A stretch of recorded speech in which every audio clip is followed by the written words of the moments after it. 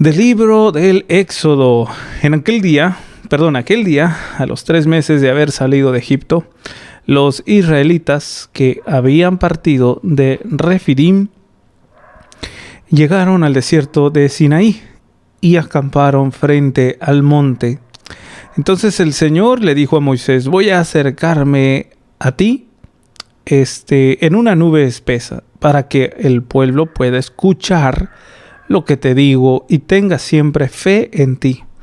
Moisés comunicó al Señor lo que el pueblo le había dicho, y el Señor le dijo: vuelve a donde está el pueblo y ordénales que se purifique. Pues el Señor bajará al monte Sinaí a la vista del pueblo. Que se purifiquen hoy y mañana, que laven su ropa y estén preparados para pasado mañana, pues el Señor bajará al monte Sinaí a la vista del pueblo. Al rayar el alba del tercer día hubo truenos y relámpagos. Una densa nube cubrió el monte y se escuchó un fragoroso resonar de trompetas. Esto hizo temblar al pueblo que estaba en el campamento. Moisés hizo salir al pueblo para ir al encuentro de Dios, pero la gente se detuvo al pie del monte. Todo el monte Sinaí humeaba, porque el Señor había descendido sobre él en medio del fuego.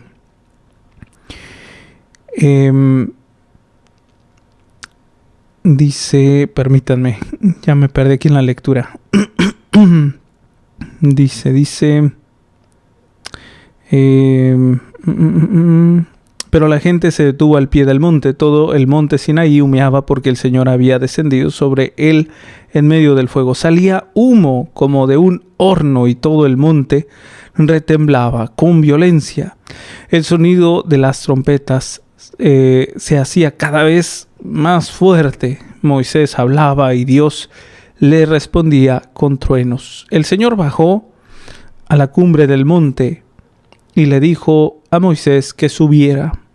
Palabra de Dios, te alabamos, Señor.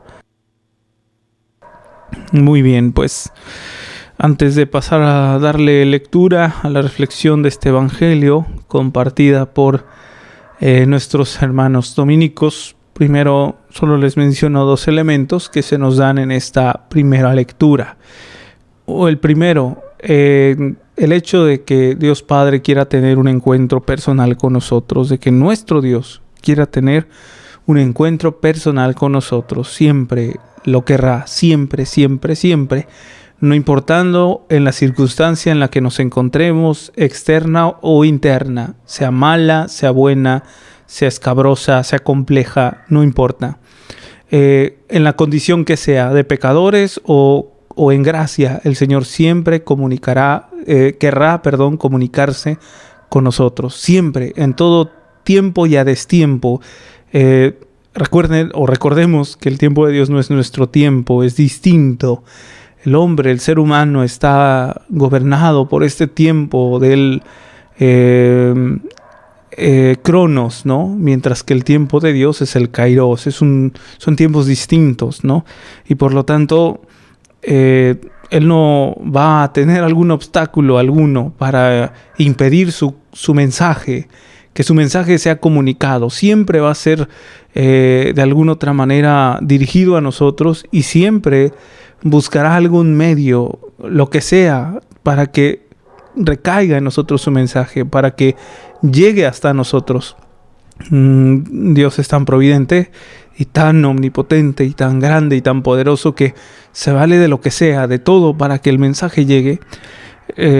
Problema, pues una falta de escucha por parte de nosotros. Es un gran problema, obstruirnos, ¿no? Definitivamente. ¿Qué nos llega a obstruir? ¿Qué nos llega a afectar para que no escuchemos? El orgullo, la soberbia. No quiero saber, no quiero escuchar, no quiero ver, no quiero entender lo que me quiere decir, ¿no?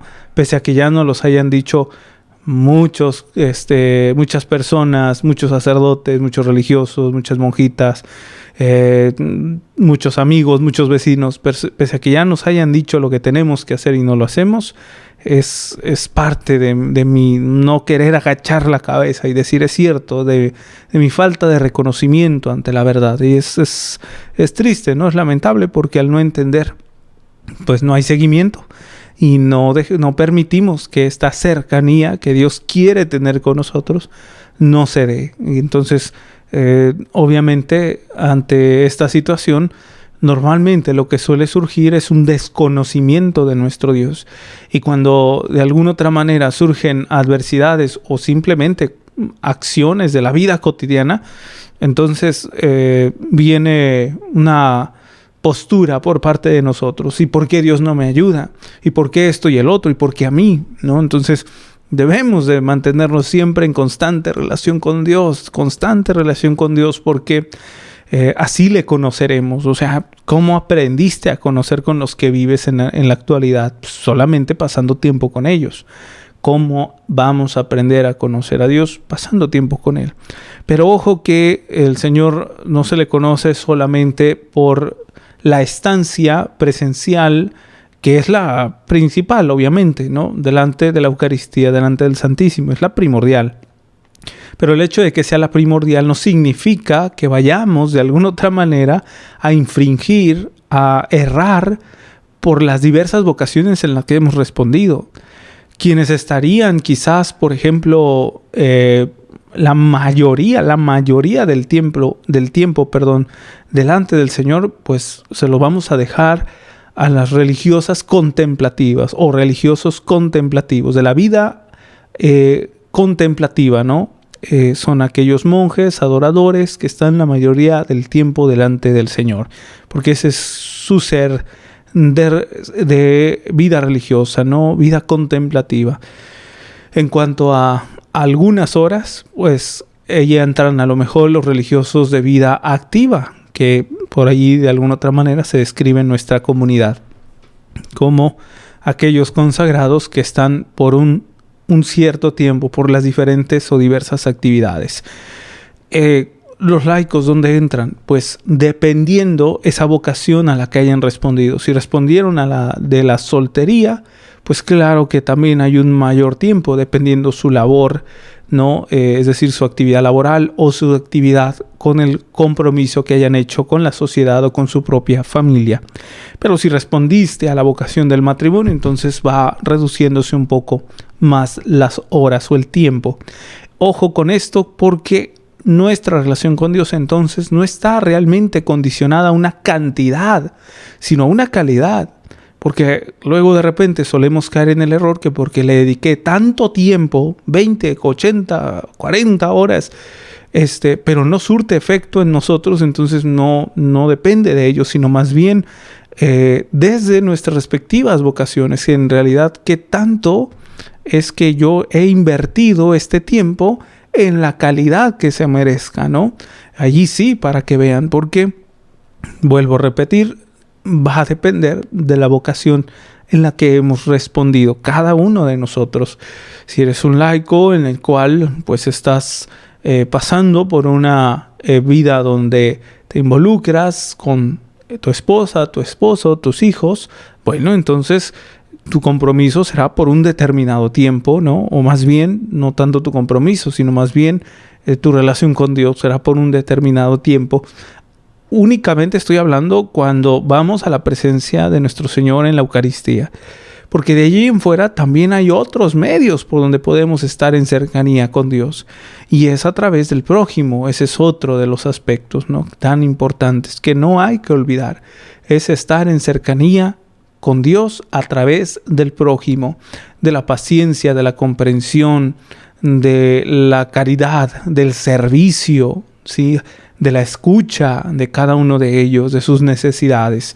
Y no porque nosotros vayamos a usurpar el lugar de Dios y arreglar el problema de medio mundo, sino porque seremos aquellos pequeños señuelos, pequeñas señales, pequeños signos, pequeños fragmentos de luz donde de alguna otra manera podríamos encauzar a aquellas personas que el Señor nos ha encomendado.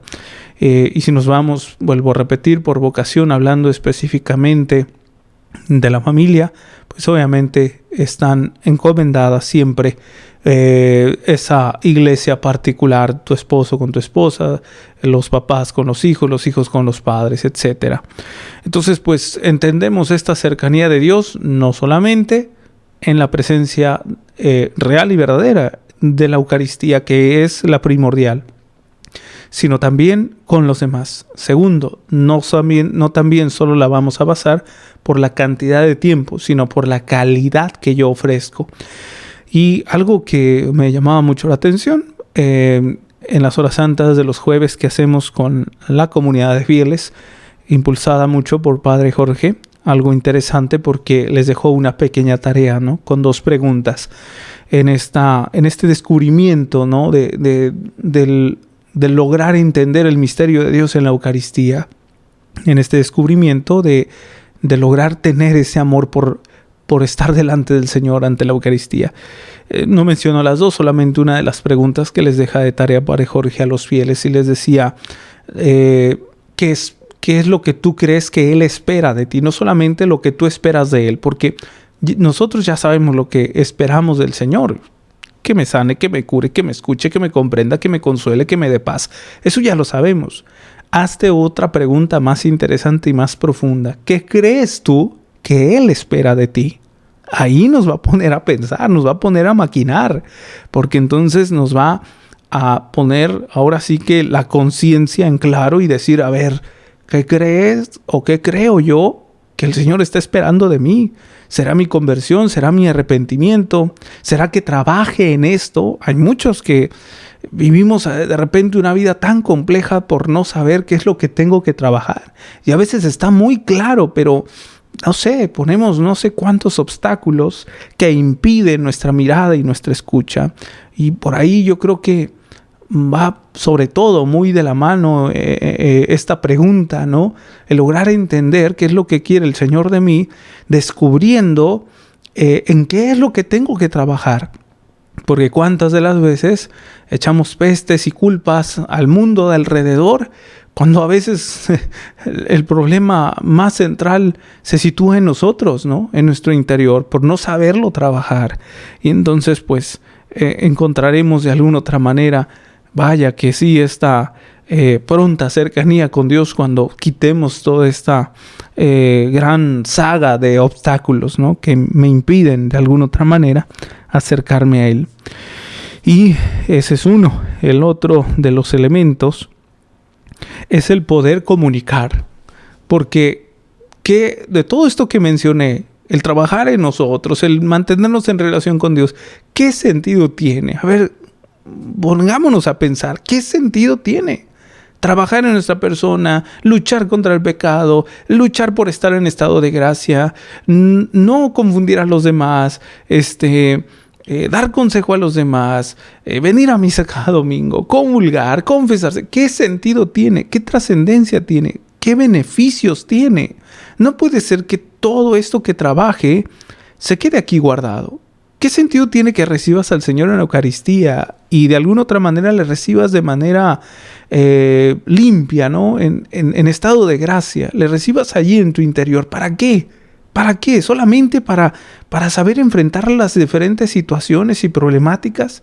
Eso tiene algo muchísimo más grande que un problema estático, un problema particular. Esto va mucho más allá. Hoy hablaba con una mujer que conozco ya hace un poco de tiempo y me llamaba la atención cómo planteaba su situación personal, un problema que está pasando, pero más que todo eso me llamaba la atención cómo también ella ya tenía algunos elementos, pese a que yo de alguna otra manera trataba de darle ciertos consejos. Me daba mucho gusto porque tenía muchos elementos que yo dije, bien, no está, o sea, no está de alguna otra manera tan mal. Tiene ciertos elementos que le pueden ayudar muchísimo. Y uno de ellos era precisamente el darse cuenta para qué, cuál era el objetivo de poder pedirle a Dios las fuerzas. ¿Qué sentido tenía esto? Y ella decía, poder comunicar esto, poder transmitir esto. ¿sí? Y eso es el objetivo de cada uno de nosotros. Aunque sea una circunstancia quizás demasiado particular, no nos damos cuenta. No nos damos cuenta que podemos de alguna otra manera sobrellevar esto de manera general y con generosidad hacia los demás. Que esto no solamente es por una cuestión muy particular. Me decía ella, es que qué tal si un día puedo ayudar a alguien más con este problema. Y es cierto, hay pocos que se dan cuenta de esto. Cuando nos sucede una adversidad, un problema, una enfermedad, una situación problemática fuerte, nos cerramos tanto o nos cerramos solitos el mundo, ¿verdad? Y empezamos a tirar patadas y mentar padres y madres y decir, no, ya, qué bárbaro, ¿y por qué yo? Y esto y el otro. Cuando en realidad no vemos, ¿no?, un panorama más amplio. ¿Todo por qué? Por no estar preparado. Todo por no conocer a este Dios que quiere tener una relación con nosotros, una alianza, ¿no? Un vínculo más perfecto que nadie más ha logrado experimentar con otras personas. No sé ustedes de alguna otra manera qué circunstancias hayan vivido donde algún ser querido, algún familiar, algún amigo conocido llegó a tener a lo mejor algunas palabras de aliento. Esas famosas palabras de aliento, pues sí, se agradecen, pero para mí en lo personal, una vez conociendo a Cristo, no encuentro sinceramente, y lo digo con todo respeto, no es porque no sean bienvenidas esas famosas palabras de aliento. Qué bueno que intenten ponerse en tus zapatos, que intenten, pero nunca lo van a hacer. El único que se puede poner en tus zapatos es Cristo. ¿Cuándo utilizamos esta expresión de ponerse en los zapatos del otro? Para poder dar a entender qué es lo que significa la comprensión. Porque vulgarmente eso es lo que significa. O sea, definir comprensión en algo más sencillo y popular es eso, ponerse en los zapatos del otro. ¿Y quién más que el Señor? ¿Quién más que el Señor? Nadie más. Y por eso no te voy a decir ni te voy a aconsejar que rechaces consejos o palabras de los demás. Qué bueno que recibas apoyo, pero no más que el Señor, ¿sí? Y por eso esta mujer, cuando me hace ver que de alguna otra manera tenía muy en cuenta, ¿no?, esta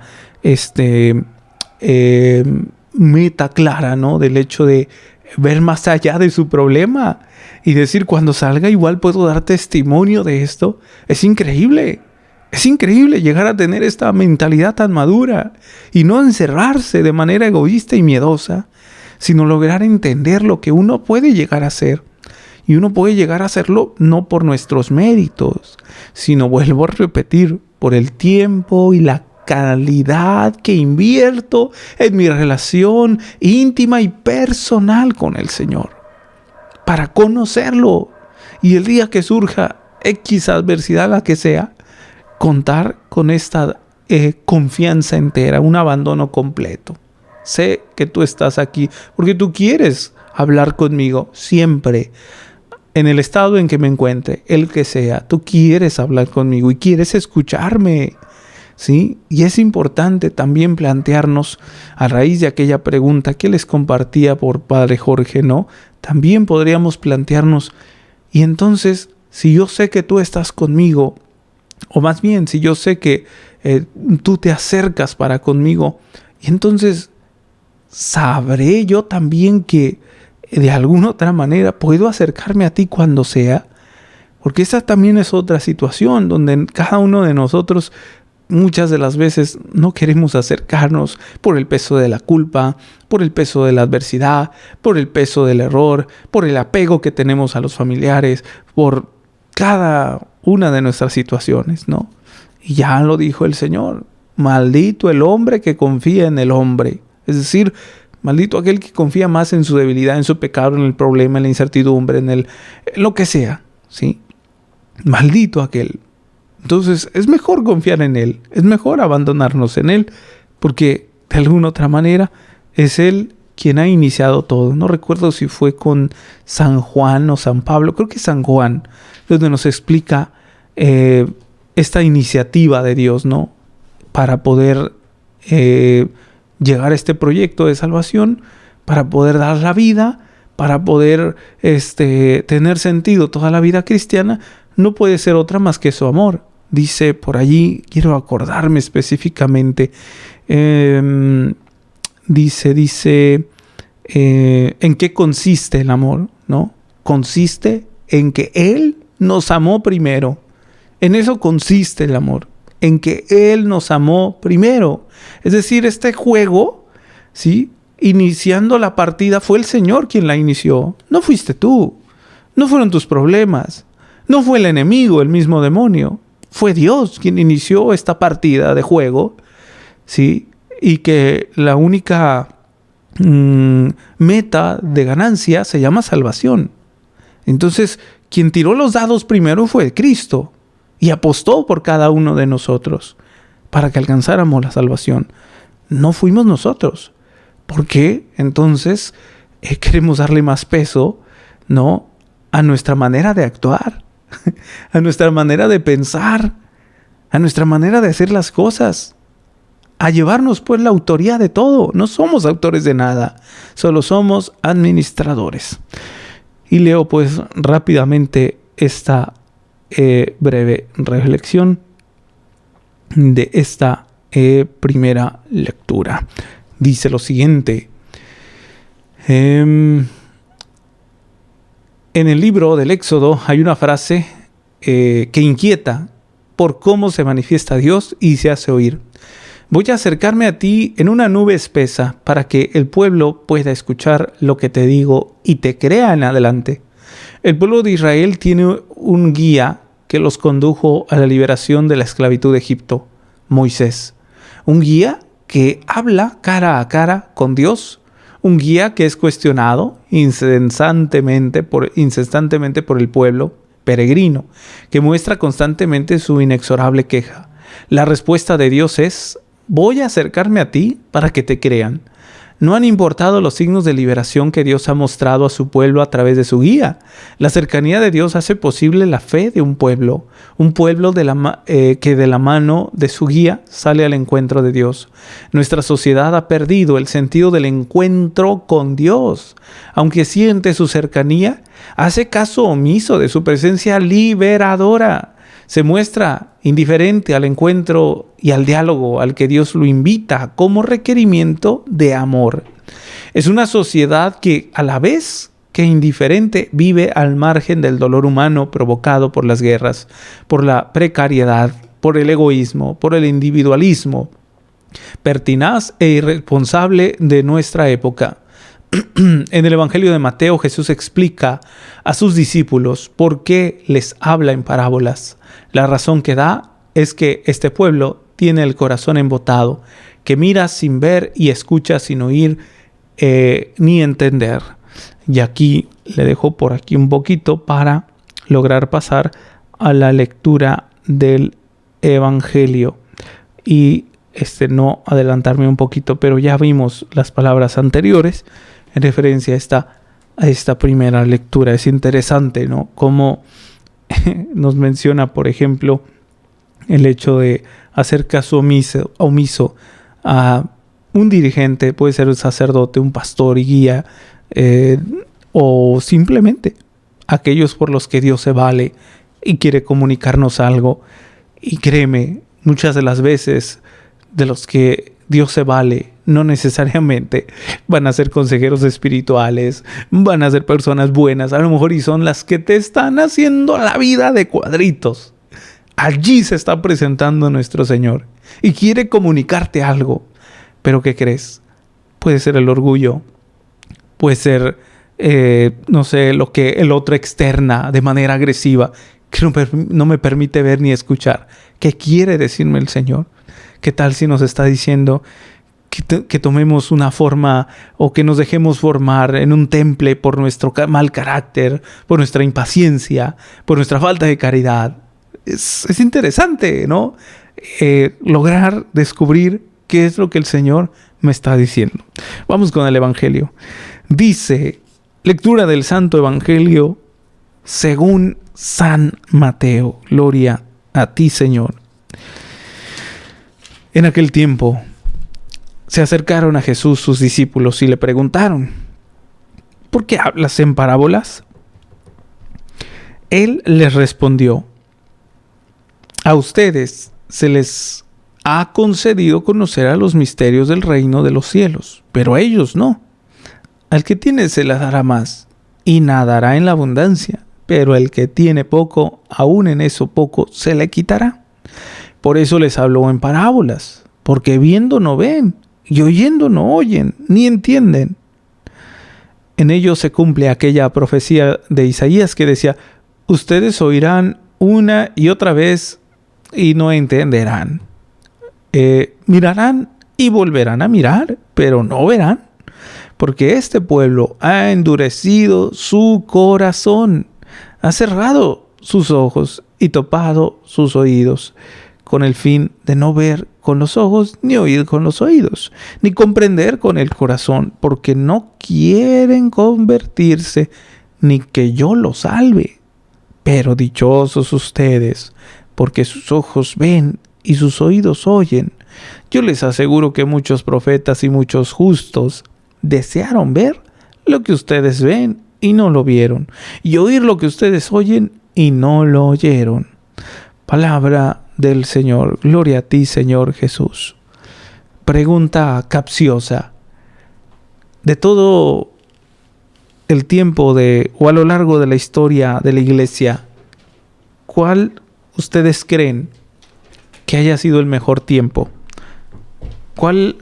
¿Qué tiempo creen ustedes que haya sido el mejor? ¿Los tiempos de Jesús? ¿Los tiempos de los padres de la iglesia? ¿Los tiempos, qué más podríamos decir? No sé, donde se suscitaron a lo mejor por un buen de siglos la mayoría de santos, la iniciación de muchas congregaciones religiosas, a lo mejor por ahí, ¿no? Como Juan Bosco y los salesianos, San Francisco de Asís y los franciscanos. ¿Qué tiempo creen ustedes que haya sido el mejor? ¿Cuál creen? Muchos podríamos irnos por esta pregunta capciosa, ¿no? Y decir, los tiempos del Señor, ojalá hubiéramos vivido cerquita de Él y hubiéramos visto. Y seguramente si ahorita estuvieran vivos aquellos personajes de aquellos tiempos, quizás hubieran dicho lo mismo, envidiando nuestro tiempo. Y así estaríamos unos con otros. El mejor tiempo es el de ahorita, en donde tienes la oportunidad de poder ir y tener este encuentro personal con Él. He escuchado a muchas personas, y no lo digo ni en son de broma ni crítica fuerte. Entiendo su querer, su intensidad, su recta intención, vaya. Ay, ojalá me hubiese tocado estar ahí con el Señor. Quién sabe, igual y le hubiéramos traicionado. Tan frágiles que somos. Igual y no, ¿verdad? Me estoy equivocando, pero el mejor tiempo es ahorita. El mejor tiempo es el que te ha tocado vivir. ¿Quién soy yo para renegar del tiempo que Dios me ha permitido vivir? Si este es el tiempo que me ha permitido vivir, valorémoslo. Hay que aprovecharlo. Y luchemos por tener este encuentro personal con Él, ¿no? Que es importante. Dice pues esta reflexión, vuelvo a repetir, en el Evangelio de Mateo Jesús explica a sus discípulos por qué les habla en parábolas. La razón que da es que este pueblo tiene el corazón embotado, que mira sin ver y escucha sin oír ni entender. No solo se ha perdido la dimensión del encuentro, también se ha transformado nuestra forma de mirar y contemplar a la realidad humana. Ya no se transmite la dignidad, sino que se deshumaniza la persona. Aquí quiero hacer un paréntesis, sí es cierto. Miren, ni siquiera han pasado días, hace unas horas, y todavía sigue aquí afuera. Acabo de salir a comprar unas cosas fuera de este templo. Justo en la entrada del templo, está una persona durmiendo allí en la calle, a raíz de banqueta. Es interesante porque sí se requiere un buen equipo, ¿no? de ayuda hacia los demás, a los más vulnerables. No solamente de, te voy a dar algo de comer y con eso. No, se requiere un buen equipo, ¿no? Con calidad humana, con entrega directamente al Señor a través del servicio. Y fácil, ¿no? Muchas personas le pueden dar unas monedas y darle comida y ya con eso solucionamos la situación. Y hay muchos que de repente, de alguna otra manera critican, ¿no? Y de repente nos dicen, pues denle algo, denle dinero, denle esto. Hubo en algún momento donde yo caí y dije, pues sí, dale unas cuantas monedas, ¿no? Para que se ayude. Pero ¿qué creen que hace con las monedas? Pues compra un poco de su vicio, ¿verdad? Porque hay en esta colonia, 3 de octubre, hay mucho alcoholismo, mucha drogadicción también. Y es interesante porque, vaya que hay mucho trabajo, ¿verdad? Y pocos trabajadores. Como dice el Señor, rueguen por más trabajadores, ¿no? Porque somos pocos. Y ojalá me encantaría contar con un gran equipo, ¿no? De laicos ahí entregados para ayudar a este tipo de personas, pero no se puede tapar el sol con un dedo. Y lo único que me queda, pues, es tratar ahí de más o menos encauzarle, ¿no? Pero es interesante porque igual, y fíjense bien, esto me tocó verlo y tanto en teoría como en práctica, ahora sí, como dicen por ahí, ¿no? Porque tanto esto nos han poco a poco involucrado en la formación en el seminario para llegar al sacerdocio. Y me llama la atención, o sea, estas palabritas, ¿no? Que ya lo he visto en bastantes clases, la famosa deshumanización, no tener la capacidad de valorar al otro, a la persona humana. Así como este cuadrito en alguna otra situación, fue interesantísimo. Siempre lo he platicado, pero lo voy a volver a platicar. Nada más para que más o menos se den cuenta que es cierto lo que el Evangelio nos dice. Mirando no miramos, ¿eh? Igual, de la misma manera, salí a comprar también aquí cerca, en una tienda de aquí de la colonia. Detrás de mí, un joven que me dijo, ¿me das permiso? Nada más voy a comprar este sobrecito de comida para gato. Y yo, pues sí, dale. Yo iba a comprar varias cosas. Dije, está bien, ahorita paso. Pasó con la cajera y le dijo, este sobrecito, es que está un gatito que, mira, tiene mucha hambre aquí afuera. Muy bien. Ya compré el alimento para el gato. Él sale primero y yo, pues, esperando a que la cajera me atienda. Termino, salgo y me encuentro ese cuadro maravilloso. Un cuadro, no, para reflexionar y para actuar, no solamente para anonadarse del asombro, no, para actuar también. Fíjense bien lo que les voy a decir, ojalá impacte un poquito en ustedes, ¿no? Ese cuadro donde está este joven, efectivamente, dándole de comer al gatito, un gatito hambriento, ¿verdad? Y todos, ¡ay, qué bonito! Casi te sale la lágrima ahí, ¿no? Pero justo a un lado,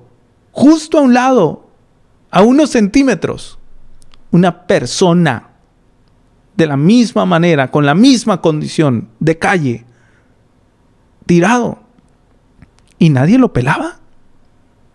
Hasta para pasar saltaban sobre de él. ¿Cómo puede ser esto? Hemos deshumanizado a la persona y hemos preferido más lograr distinguir la necesidad en otras cosas que no tiene trascendencia. Y entonces aquí es donde nos podríamos preguntar, ¿qué nos está pasando? Tener un corazón tan frío como para pasarle por un lado a alguien que es una persona, sí es algo muy tonto, ¿no?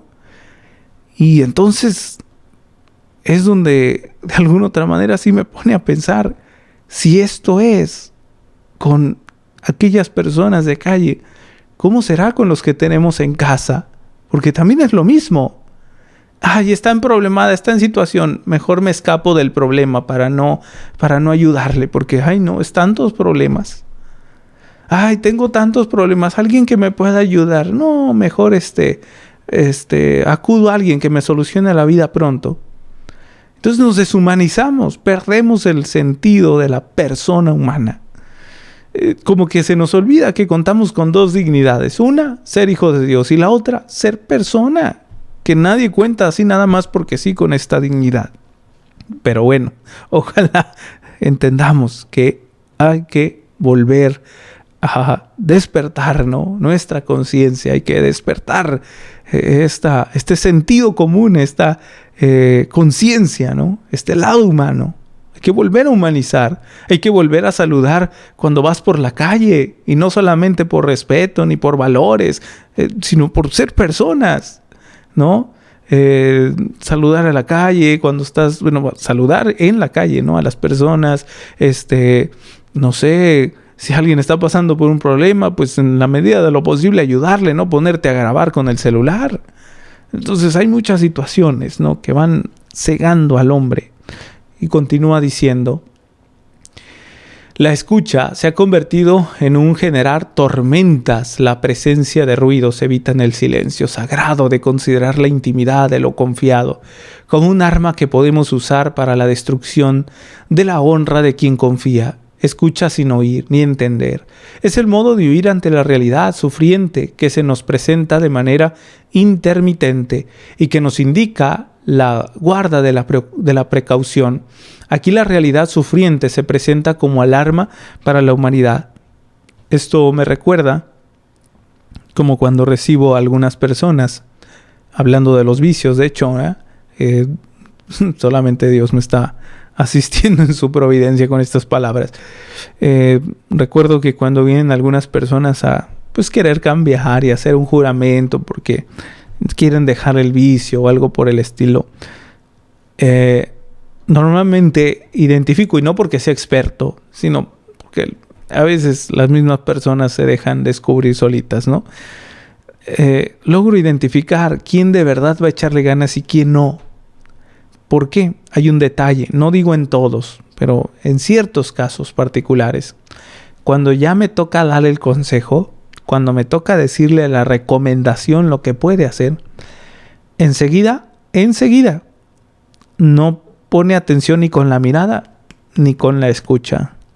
Lo único que hace es, sí, no, sí, tiene razón, sí, no, sí, y es que sí, y no me deja hablar, no me deja darle el consejo. Es una persona que vive dentro de lo que es, obviamente, condicionada por el vicio, la soberbia y el orgullo. No quiero escuchar, no quiero ver. Sí, ya sé que estás mal, no lo menciones, ya sé. No me repitas eso. Entonces, vivimos pues ahí adentrados, ¿no? En nosotros mismos, ensimismados. No queremos el consejo. Lo obstruimos tajantemente. Lo que quiero es solución pronta. Y si no, te callo. Entonces, habemos muchos así, que le damos más peso, ¿no? No, yo tengo la verdad, no, yo tengo la razón, tú no. Entonces, y suele pasar, nos han compartido muchos sacerdotes, y ese testimonio tan real de los que de repente forman parte de esta feligresía del pueblo de Dios, se van a confesar, y en la confesión, dentro de la confesión, cuando el sacerdote le está pidiendo que le diga sus pecados, nunca falta la justificación, ¿no? No, pues es que pequé de esto, pero porque el otro. No es que, pero es que, o sea, el pretexto, la soberbia, el orgullo, la cerrazón, ¿no? No nos permite, ¿no?, escuchar la voz de Dios. Junto a Dios hemos aprendido a deleitarnos de la creación. Todo fue creado por amor, un amor que convirtió al ser humano en imagen y semejanza de su Creador, con capacidad para ser interlocutor de Dios. Y vio Dios que era bueno. Es el versículo que se repite en cada día de la creación. Expresa una capacidad contemplativa para comprender lo creado, para mirar y ver cuánta maravilla contiene la vida. Junto a Jesús, el Hijo de Dios, hemos aprendido a oír escuchando. Hoy diríamos a escuchar oyendo. La expresión del Evangelio es la inversa, pero nuestro lenguaje lo ha adecuado con un sentido contrario. Escuchar es poner atención a lo que se oye, y oír es percibir con el oído algún sonido. Lo que hemos aprendido de Jesús es precisamente el sentido que el diccionario da al verbo escuchar, el poner atención a lo que se dice o se oye, atender y acoger a quien habla. Todo ello tiene que ver con la hospitalidad. Quien es hospitalario recibirá al peregrino, al extranjero, al desvalido, como si fuera el mismo Dios a quien recibe. Es una exigencia de la fe. Cuando alguien acoge a uno de estos hermanos, a mí me acoge. Comprender la fe como un habitar del Dios que permanece en nuestra vida y nuestra historia será el reto a mantener como testimonio del amor de Dios siempre compasivo y misericordioso.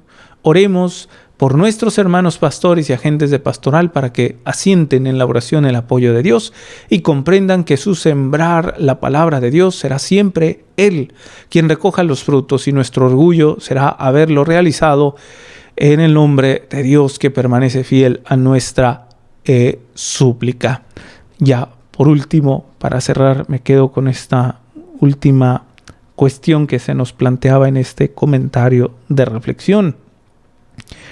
Y es el hecho de lograr discernir un poco acerca de la escucha, escuchando por ahí, aprendiendo un poquito de lo que es la exégesis, es decir, una reflexión un tanto cuanto más profunda de los evangelios que se nos han ido por ahí relatando en estos últimos días, y meditando ese pasaje donde el Señor se sienta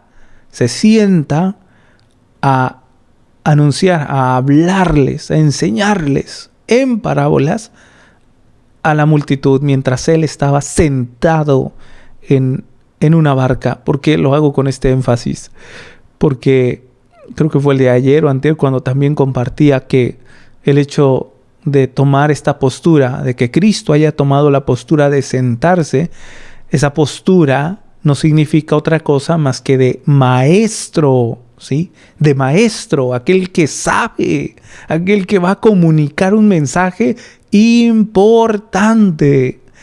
Y el significado de que esa multitud le haya rodeado significa postura de poner atención. ¿Qué quieres decirme hoy? Pidámosle al Señor la disponibilidad de nuestro corazón, y que si no hay disponibilidad en nuestro corazón, en nuestro interior, pedirle su gracia, su poder, su fuerza para ayudarme a expulsar lo que no me permite recibirle en palabra y en presencia real y verdadera.